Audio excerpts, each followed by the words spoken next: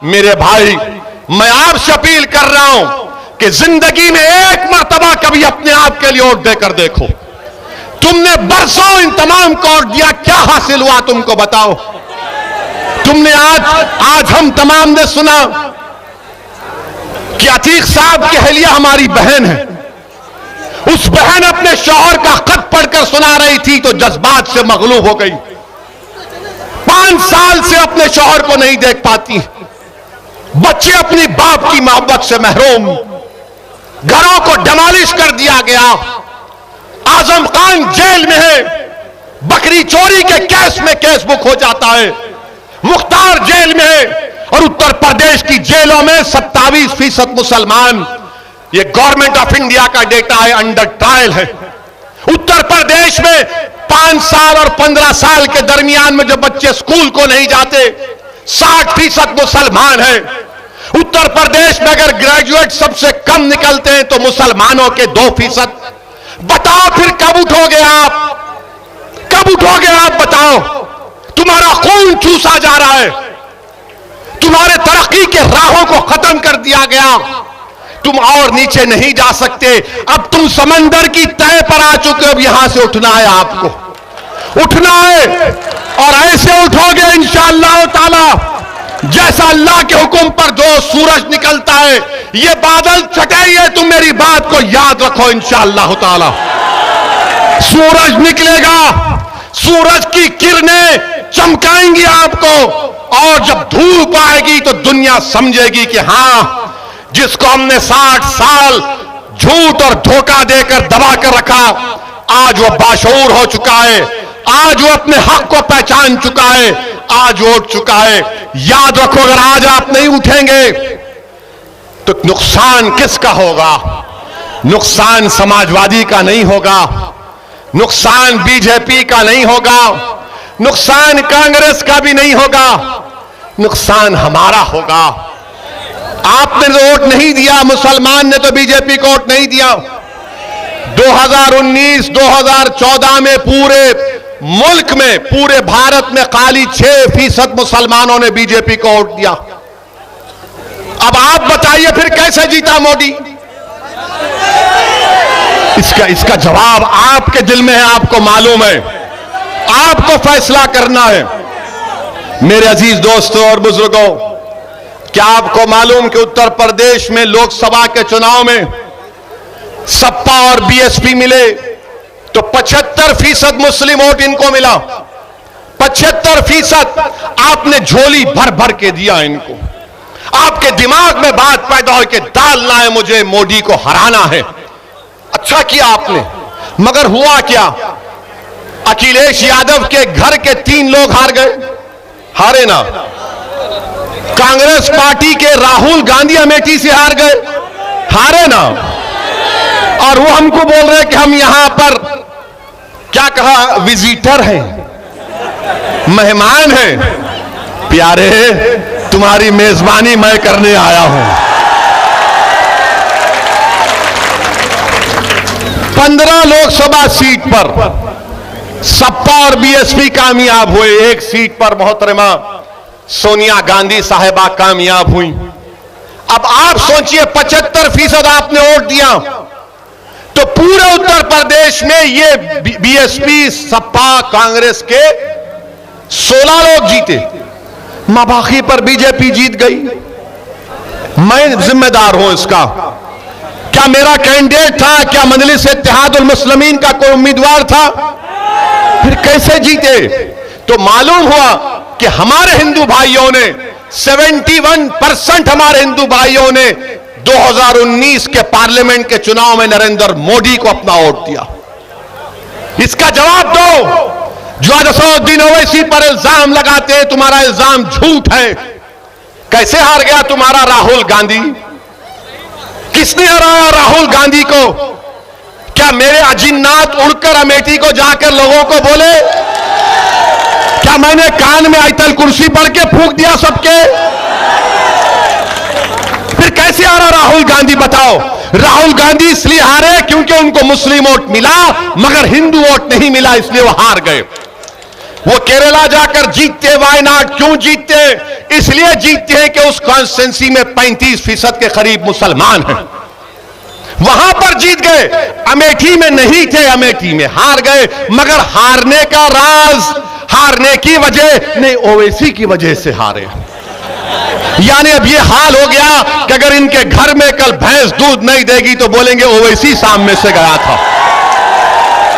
कल सुबह 4 बजे सुबह में मुर्गा बांग नहीं देगा तो बोलेंगे नहीं, ओवैसी की तकरीर रात में मुर्गा ने सुना था इसलिए पुकारना भूल गया।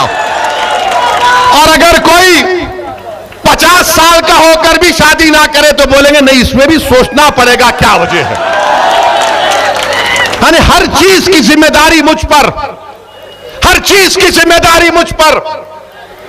मेरे अजीज दोस्तों और बुजुर्गों, मैं आपको ये बताने आया हूं कि हर समाज का लीडर है, हर समाज के पास उनकी एक सियासी पहचान है, उनकी क़यादत है और इसीलिए उनके मसाइल हल होते हैं। पूछो, आप बताओ अपने आप से कि CAA का जब कानून पार्लियामेंट में बनाया जा रहा था, पूरी पार्लियामेंट में बीजेपी के 300 MP के सामने, अमित शाह के सामने किसने बताया कि CAA का कानून काला कानून है?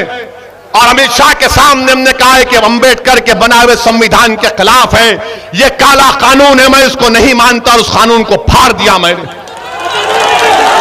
आप बताइए ये लोग क्या कर रहे थे? आज मंजलिस को कांग्रेस सपा बोलती है कि ये वोट काटने आए। पूछिए इन पार्टियों से कि जब अमित शाह ने 2019 जून या जुलाई में अनलॉफुल एक्टिविटीज प्रिवेंशन एक्ट का कानून का तरमीम करने का बिल लाया, और वो कानून क्या कहता है मालूम आपको? दिल्ली में NIA का एक इंस्पेक्टर कानपुर के किसी एक बच्चे को टेररिस्ट करार दे सकता है बगैर उस पर कोई केस आए। उस कानून की तायीद किसने की? कांग्रेस ने की। उस कांग्रेस की तायीद, उस कानून की तायीद समाजवादी पार्टी ने की।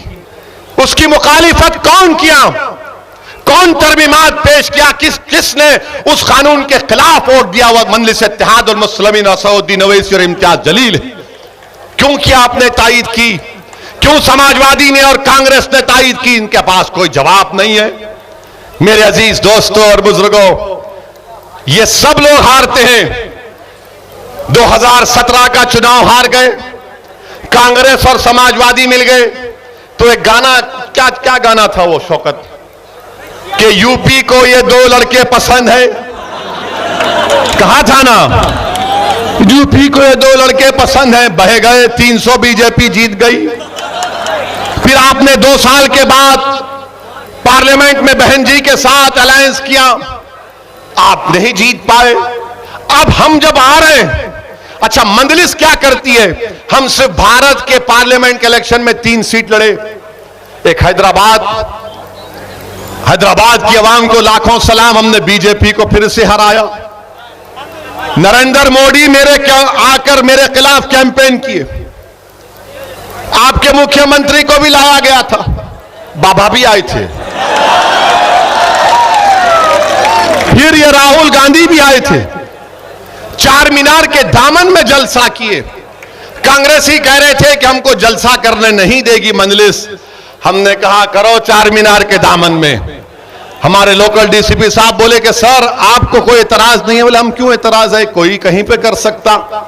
जलसा किए, मीडिया के लोग आकर पूछे कि इनका जलसा हुआ। मैंने कहा हाँ, ये चार मीनार हमारे अब्बा की इमारत है, अब्बा के सामने आई है। कुछ नहीं चला, हार गए। अरे हर चीज की जिम्मेदारी मजलिस पर डाल दो, क्योंकि लोग जानते हैं कि जिस दिन भारत का मुसलमान इन बातों को समझ जाएगा कि मेरे वोट की कोई कीमत नहीं है और मेरे वोट से मोदी बीजेपी नहीं जीत रही है, मैं अपने वोट का सही इस्तेमाल जब करूंगा, जब अपने पार्टी के उम्मीदवारों को कामयाब करूंगा, जब हम मुत्तहिद रहेंगे, आपके दिलो दिमाग में शुकूक और शुबात होंगे। अरे नहीं, इसको वोट देंगे तो क्या होगा। मेरे भाई, मैं आपसे अपील कर रहा हूं कि जिंदगी में एक मर्तबा कभी अपने आप के लिए वोट देकर देखो। तुमने बरसों इन तमाम को और दिया, क्या हासिल हुआ तुमको बताओ? तुमने आज हम तमाम ने सुना कि अतीक साहब की अहलिया हमारी बहन है। उस बहन अपने शौहर का खत पढ़कर सुना रही थी तो जज्बात से मगलूब हो गई। 5 साल से अपने शौहर को नहीं देख पाती, बच्चे अपनी बाप की मोहब्बत से महरूम, घरों को डमालिश कर दिया गया। आजम खान जेल में है, बकरी चोरी के केस में केस बुक हो जाता है। मुख्तार जेल में है और उत्तर प्रदेश की जेलों में 27% मुसलमान, ये गवर्नमेंट ऑफ इंडिया का डेटा है, अंडर ट्रायल है। उत्तर प्रदेश में 5 साल और 15 साल के दरमियान में जो बच्चे स्कूल को नहीं जाते, 60% मुसलमान है। उत्तर प्रदेश में अगर ग्रेजुएट सबसे कम निकलते हैं तो मुसलमानों के 2%। बताओ फिर कब उठोगे आप? कब उठोगे आप? बताओ। तुम्हारा खून चूसा जा रहा है, तुम्हारे तरक्की के राहों को खत्म कर दिया गया, तुम और नीचे नहीं जा सकते। अब तुम समंदर की तह पर आ चुके हो, अब यहां से उठना है, आपको उठना है और ऐसे उठोगे इंशाअल्लाह ताला जैसा अल्लाह के हुक्म पर जो सूरज निकलता है। ये बादल छटाइए, तुम मेरी बात को याद रखो, इंशाअल्लाह ताला सूरज निकलेगा, सूरज की किरणें चमकाएंगी आपको, और जब धूप आएगी तो दुनिया समझेगी कि हां, जिसको हमने 60 साल झूठ और धोखा देकर दबा कर रखा, आज वो बाशऊर हो चुका है, आज वो अपने हक को पहचान चुका है, आज वो उठ चुका है। याद रखो, अगर आज आप नहीं उठेंगे तो नुकसान किसका होगा? नुकसान समाजवादी का नहीं होगा, नुकसान बीजेपी का नहीं होगा, नुकसान कांग्रेस का भी नहीं होगा, नुकसान हमारा होगा। मैं नौजवानों से, उनके बड़ों से अपील कर रहा हूं कि आपने अपनी जवानी को लुटा दिया इन तमाम लोगों के लिए, खुदा के लिए इन बच्चों की जवानी को मत लुटने दीजिए। मैं अपनी मां और बहनों से अपील करने आया हूं कि आपने रातों में कभी तुमने चैन की नींद नहीं सो सकी। हमारी मां रात में करवट लेती थी कि मेरा बच्चा अभी तक घर को नहीं आया, मेरे बच्चे का स्कूल के फीस का इंतजाम कैसे करेंगे, मेरे शौहर की नौकरी का क्या होगा। अगर कहीं से पटाखे की आवाज आ गई तो मां का कलेजा हिल जाता है कि कहीं मेरे बच्चे को गोली तो नहीं लग गई, कहीं मेरे बच्चे को गोली तो नहीं लग गई। मेरे भाई, ये कब तक इस गैर यकीनी कैफियत में हम जिंदगी गुजारेंगे? जमहूरियत है, संविधान है, और संविधान भारत का आईन आपको इजाजत देता है कि अपने वोट से अपनी क़ियादत को बनाओ, मुझे मत बनाओ। मैं आज हूं, कल इस दुनिया से चला जाऊंगा, मैं भी जमीन की ग़िज़ा कभी बन जाऊंगा, मगर आपके लिए आया हूं और आपके लिए आता रहूंगा।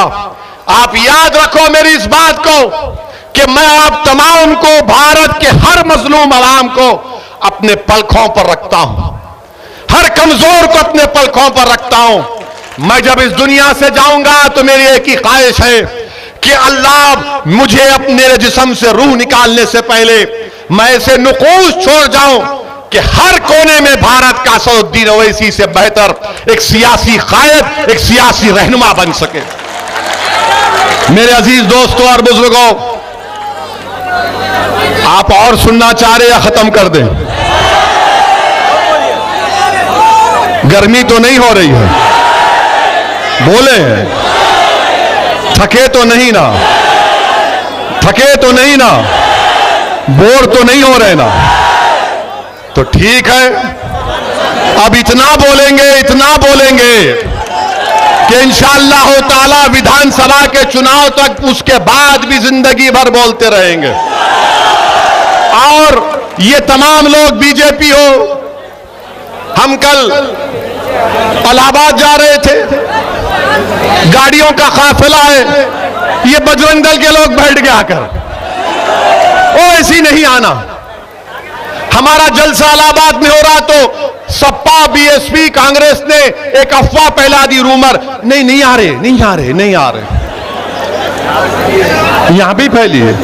होता है। इससे मालूम हो गया कि कितने झूठे हैं ये, कितने झूठे हैं। मेरे अजीज दोस्तों और बुजुर्गों, हम जब बोलते हैं तो कहते हैं बहुत बोलता है, इसके बोलने से तकलीफ होती है। अब आप एक बार नहीं, चाय कड़वी नहीं, याद रखो।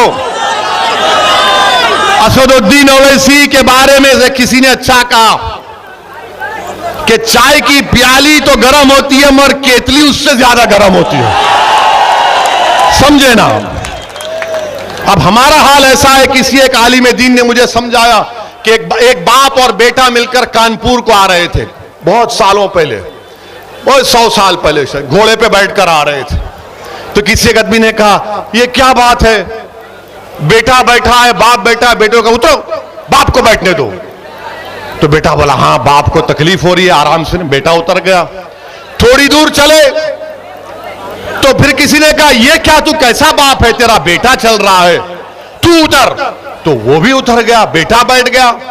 बाद में किसी ने कहा तुम कैसे इंसान हो, जानवर पर जुल्म कर रहे, दोनों उतर गए। तो यही हाल करके रख दिए, हर बार कुछ ना कुछ बात करते हैं। अच्छा, हम हमारे बोलने पे इनको इतराज, आप ईमानदारी से हम कह रहे हैं, हर बात सच्चाई से कह रहे हैं इंशाअल्लाह। मौलाना कलीम सिद्दीकी को जानते आप लोग? जानते ना, सुना होगा ना उनके बारे में, सुना नहीं सुना? उनको उत्तर प्रदेश की एटीएस ने गिरफ्तार किया ना। किसने बोला उनके बारे में? किसी ने बोला? किसी कांग्रेस के राहुल गांधी ने बोला, सपा के अखिलेश यादव ने बोला, बीएसपी के बहन जी ने बोला, कांग्रेस के राहुल ने बोला? क्यों नहीं बोले? क्यों नहीं बोले? क्यों नहीं बोले? सोचो, क्यों नहीं बोले? नहीं, इसलिए नहीं बोले, अगर बोलेंगे तो दूसरों का वोट नहीं मिलेगा। अगर बोलेंगे तो दूसरों का वोट नहीं मिलेगा। हमको गुजरात से कोई लोग फोन किए, वो फोन करके बोले कि क्या अभी तक आपने कुछ नहीं कहा, क्यों खामोश हो गए ओवैसी? मैंने कहा आपका किस सियासी पार्टी से ताल्लुक है? बोले उससे आपको क्या करना है? मैंने कहा मैं जानना चाहता हूं कि आपके सियासी बाप कौन है। तो बोले राहुल। मिला चलिए आपके बाप का पता तो चल गया। मिला क्यों नहीं बोले? तो बोले ओवैसी साहब, हम दिल से आपको चाहते, मगर कांग्रेस में हम क्या करें। मैंने कहा तुम्हारी बात सुनकर करबला के मैदान में इमाम हुसैन ने जब यजीद के जालिमों को, वो यजीद पलीद की फौजियों को नमाज पढ़ाया, तो इमाम हुसैन ने कहा था कि क्या तुम नहीं जानते कि मैं रसूलुल्लाह सल्लल्लाहु अलैहि वसल्लम का नवासा हूं? क्या तुम नहीं जानते कि मेरी जबान रसूलुल्लाह सल्लल्लाहु अलैहि वसल्लम ने अपनी जबान उस पर रखी? क्या तुम नहीं जानते कि रसूलुल्लाह सल्लल्लाहु अलैहि वसल्लम ने मुझे अपने कंधों पर बिठाया? तो यजीद के फौज के सिपाहियों ने, जालिमों ने कहा कि इमाम हुसैन, हमारा दिल आपके साथ है मगर तलवार यजीद के साथ है। दिल आपके साथ है मगर तलवार यजीद के साथ। मेरे अजीज दोस्तों और बुजुर्गों, अब दिल भी हमारा साथ होगा, दिमाग भी एक जगह पर होगा, और दिमाग में कोई खौफ को आने मत दीजिए सिवाय अल्लाह के। दिल में सिवाय रसूल की मोहब्बत में किसी की बशर की मोहब्बत को आने मत दीजिए, और बेखौफ होकर मंजलिस को ओट दीजिए। जब हमने ये कह दिया, फिर हमको उत्तर प्रदेश से भी एक फोन आया, समाजवादी पार्टी के एक नेता का फोन आया, नाम नहीं बताएंगे, नाम नहीं बताएंगे। हमने पूछा क्यों नहीं बोलते? अरे कैसा बोलेंगे सर, अगर भैयाजी बोलेंगे तो वोट नहीं मिलेगा। तो खैर, हमने मौलाना कलीम सिद्दीकी के बारे में कहा, और आज भी कह रहे हैं कि उनके वकील से हमारी बात हुई, और उनके वकील ने साफ कह दिया कि केस में कोई दम नहीं है। योगी सरकार सिर्फ मौलाना कलीम को सताना चाहती है, ये केस नहीं टिकेगा, मगर ये तकलीफ देना चाहते हैं। आप बताइए, बोलते नहीं हैं, बोलने की हिम्मत नहीं है, मगर वोट लेने जरूर आएंगे, वोट लेने आएंगे तो मिलकर वोट डालो, मिलकर वोट डालो, ओवैसी की बात में मत आओ। अरे मौलाना कलीम के बारे में बोलो। अच्छा, मैं इन कांग्रेसियों से पूछना चाहता हूं, बाबरी मस्जिद का फैसला आया, बाबरी मस्जिद का क्रिमिनल केस का भी फैसला आया, जिसमें कोर्ट ने कहा कि कोई भी मुजरिम नहीं है। मैंने उस फैसले के ताल्लुक से कहा, कैसे मुमकिन है, यह गलत फैसला है। हमने मोदी से मुतालबा किया कि उस फैसले के खिलाफ अपील करो हाई कोर्ट में। क्या तुमने कांग्रेस, सपा, बीएसपी से सुना कि उस फैसले के खिलाफ अपील करना? क्यों नहीं बोलते आप? मेरे अजीज दोस्तों और बुजुर्गों, ये इनकी हिमाकत नहीं है, मुनाफिकत है कि मजलिस के बढ़ते हुए खत्मों को देखकर खौफ खाते हैं। मेरे अजीज दोस्तों और बुजुर्गों, CAA का एहतजाज हुआ तो रईस को जो बर्तन धोता था उसको गोली मार दी गई। बाबापुरे के रहने वाले लोग अवाम पर माशाल्लाह से पुलिस घुसकर गाड़ियों के आईने तोड़ी, ठाक ठाक ठाक ठाक ठाक ठाक। योगी ने कहा ठोक दो तो आईने तोड़ रहे हैं, घर के सामने बंडे उठाकर फेंक रहे हैं। वीडियो देखा मैं, वीडियो देखा, वीडियो डालने वाले पर केस बुक करो। आफ्ताब आलम जो एक स्कूल में काम करता था, भीड़ आई, भीड़ से बचने के लिए किसी घर में छुप गया, बाहर निकला तो आफ्ताब आलम के सीने में गोली लग गई, मोहम्मद सैफ मर गया। बताइए मेरे अजीज दोस्तों और बुजुर्गों, उन माओं पर, उन घर वालों पर क्या गुजरती होगी। मेरे अजीज दोस्तों और बुजुर्गों, मुत्तहिद रहिए, अपने वोट का इस्तेमाल करिए, अपने वोटों का सौदा होने मत दीजिए, अपने वोटों का सौदा होने मत दीजिए। और मैं हमारे अतीक अहमद साहब की अहलिया से, भाभी की मौजूदगी में कहना चाह रहा हूं, मैं इनको टिकट नहीं दूंगा, ये टिकट देंगे इंशाअल्लाह ताला, ये टिकट देंगे। आप टिकट देंगे, उत्तर प्रदेश का मुसलमान टिकट देगा। और मुझे इसकी कोई परवाह नहीं है कि जो टीवी वाला बोलता है बोले, जो लिखता है लिख ले। अरे तुम क्या करोगे, क्या लिखोगे, क्या बोलोगे, मेरी इज्जत की जिम्मेदारी अल्लाह लिया, मेरी रोजी की जिम्मेदारी अल्लाह लिया है, मेरी दीन और दुनिया की कामयाबी का फैसला अल्लाह करेगा। मुझे आग से बचाएगा तो सरकार दो आलम सल्लल्लाहु अलैहि वसल्लम की शिफात। अब तुम मेरा खुश नहीं कर सकोगे, हां तुम मेरी जान ले सकते, हाजिर हो प्यारे, ले लो, मैं तैयार हूं, क्योंकि वो जान तुम नहीं लोगे, वो रब्बे करीम फैसला कर चुका है कि कौन इस दुनिया में कितने दिन जिंदा रहेगा।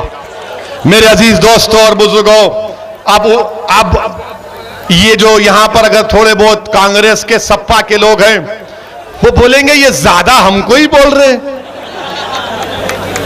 बाबा को नहीं बोले, मोदी को नहीं बोले। पहले जो है कमजोर को बोला जाता है, उसके बाद तुम्हारे से जो ज्यादा ताकतवर है उसको बोला जाता है। हमारी नजर में ताकत तो सिर्फ अल्लाह के पास है, ना योगी के पास है, ना मोदी के पास है, ताकत जमीन और आसमान के बनाने वाले के पास है। अच्छा, अब ये कांग्रेसियों से एक और पैगाम, यहां पर इनके 2 MLA हैं, इन कल आज रात से इनको जरूर बेचैनी शुरू हो जाएगी। महाराष्ट्र के चुनाव हुए, असेंबली के, महाराष्ट्र के चुनाव में पूरे कांग्रेस हर महाराष्ट्र के हर गांव में जाकर ओवैसी को वोट मत दो, बीजेपी शिवसेना आ जाएगी, ओवैसी को वोट मत दो, बीजेपी शिवसेना आ जाएगी। बात सादा दिल मुसलमान हमारे बुजुर्ग हैं, वो समझ गए, नहीं, मुझे कई मिलकर बोले आपको वोट देंगे तो बीजेपी शिवसेना आ जाएगी। हम अपने बुजुर्गों से बोले कि चाचा ये यहां पर शिवसेना कांग्रेस मिलने वाली, बोले नहीं हम नहीं दे सकते। जो नौजवान था वो तो तय कर चुका था कि नहीं, अब के बार हम ओवैसी का साथ देंगे। तो इलेक्शन हो गया, इलेक्शन होने के बाद क्या किया कांग्रेस ने, शिवसेना का मुख्यमंत्री बना दिया, शिवसेना को चीफ मिनिस्टर बना दिया। हमारे नाम से डराकर वोट तो लिया मुसलमानों का महाराष्ट्र के, और शिवसेना को मुख्यमंत्री बना दिया। मेरे अजीज दोस्तों और बुजुर्गों, इन बात पर आपको गौर करना है और बीजेपी को हराना है इंशाअल्लाह ताला। इस चुनाव में हराएंगे ना योगी को, हराएंगे ना योगी को, पूरे अज़म के साथ योगी को हराएंगे, मोदी को हराएंगे इंशाअल्लाह। योगी भी हारेंगे, मोदी भी हारेंगे। अब यह बताइए, कोविड की सेकेंड वेव आई नहीं आई? आपको ऑक्सीजन मिली? नहीं, जोर से बोलिए। कानपुर की जनता को ऑक्सीजन मिली? तो क्या आप बीजेपी को ऑक्सीजन देंगे आने वाले चुनाव में? क्या बीजेपी का ऑक्सीजन बंद करेंगे? बंद करेंगे नहीं करेंगे? अरे डरो मत प्यारे, जोर से बोलो। तो लगाओ मेरे साथ नारा, नारे तकबीर, नारे तकबीर। कानपुर में योगी जी मामला गर्म हो गया। कानपुर में 75 टन ऑक्सीजन की जरूरत थी, तो योगी आदित्यनाथ की सरकार सिर्फ 18 टन ऑक्सीजन दे रही थी। मैं उत्तर प्रदेश और कानपुर की जनता से अपील कर रहा हूं, जो सरकार आपको ऑक्सीजन नहीं दे सकी वो आपके वोट की हकदार नहीं है, वो आपके वोट की हकदार नहीं है। कानपुर की टैनरीज को खत्म कर दिया गया, कानपुर की चमड़े की इंडस्ट्री को खत्म कर दिया गया, नहीं किया गया। आप ये योगी के बारे में सुनिए। जनवरी 2019 में 130 जजमुआ में फैक्ट्रियों को बंद कर दिया गया। क्यों किया गया? कि कुंभ मेला आ रहा था, पहले कुंभ मेला होता था और 3 दिन शाही स्नान के लिए फैक्ट्री बंद होती थी। योगी ने कहा 3 महीने बंद कर दो। मकसद क्या था? कि जो दलित और मुसलमान उन फैक्ट्रियों में काम करता उनको उससे रोजगार से महरूम कर दिया जाए। और फिर फरवरी 2020 को उत्तर प्रदेश के पोल्यूशन कंट्रोल बोर्ड ने 240 फैक्ट्रियों को बंद कर दिया। रोजगार से दलित और मुसलमान महरूम हो गया। और आपको मालूम, लेदर इंडस्ट्री ने कहा कि सितंबर 2020 तक 2100 करोड़ का नुकसान हो गया। इसकी जिम्मेदारी योगी आदित्यनाथ पर आती है। मार्च 2021 में करीब 90 जमुआ में फैक्ट्रीज को बंद कर दिया गया। मेरे अजीज दोस्तों और बुजुर्गों, मेरी आपसे गुजारिश है कि आप कानपुर के मुकद्दर को बदलिए। यहां पर अंडरग्राउंड केबलिंग की गई।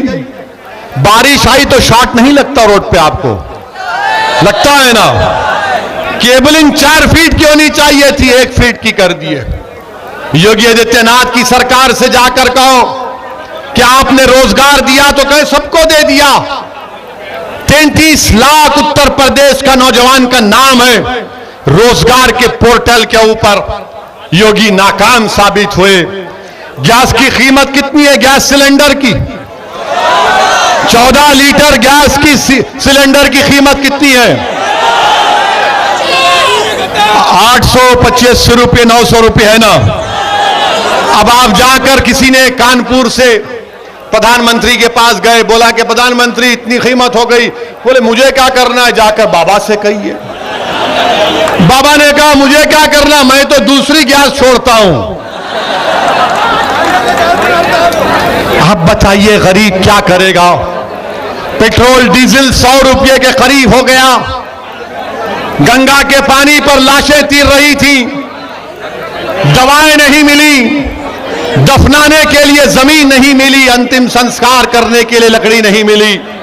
तो उन्होंने नदी के किनारे दफना दिया। तो दुनिया ने देखा, योगी ने देखा या मोदी ने देखा, मुझे नहीं मालूम। कुत्ते उन लाशों को खा रहे थे, जो किसी का बाप था, किसी की मां थी, किसी का बेटा था। बताओ क्या आप अब भी बीजेपी को वोट दोगे?